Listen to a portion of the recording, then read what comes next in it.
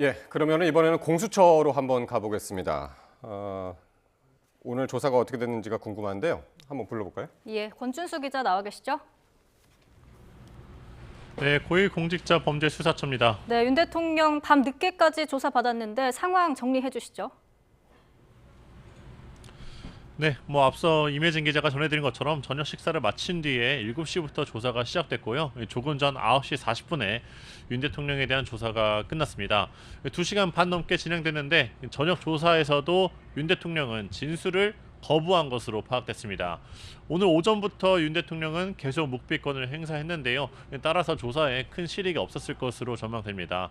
늦은 오후부터 조사를 맡았던 차정현 부장검사가 저녁 조사도 그대로 진행한 것으로 확인됐습니다.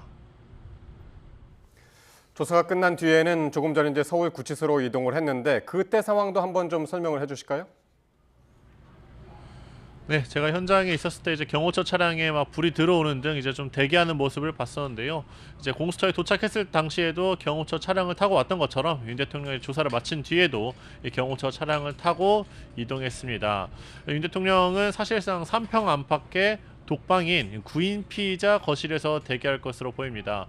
만약 공수처가 구속영장을 청구하지 않거나 영장이 이제 법원에서 기각되면 윤 대통령은 즉시 석방되고 불구속 상태에서 수사를 받게 됩니다. 즉 다시 그냥 소환하는 방식으로 수사가 이어지게 되는 건데요.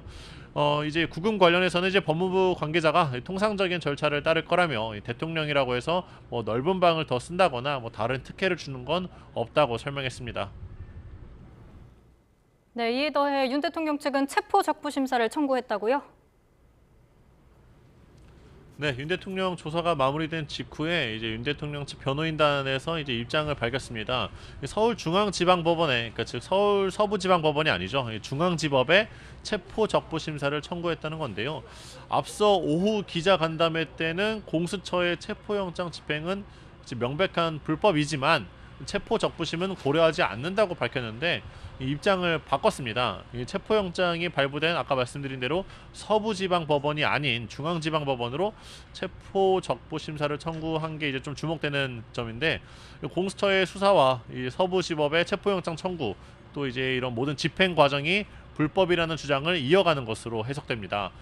공수처는 다만 이제 어렵사리 윤 대통령의 신병을 확보한 만큼 내일도 조사를 이어갈 전망인데요. 공수처가 판단하면 서울구치소에서 윤 대통령을 다시 이렇게 부를 수 있게 되고요.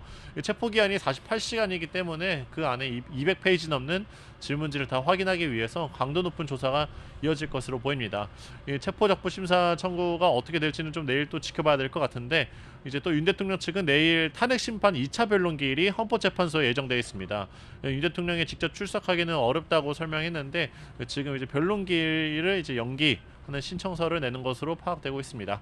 지금까지 고위공직자범죄수사처에서 YTN 권유수입니다.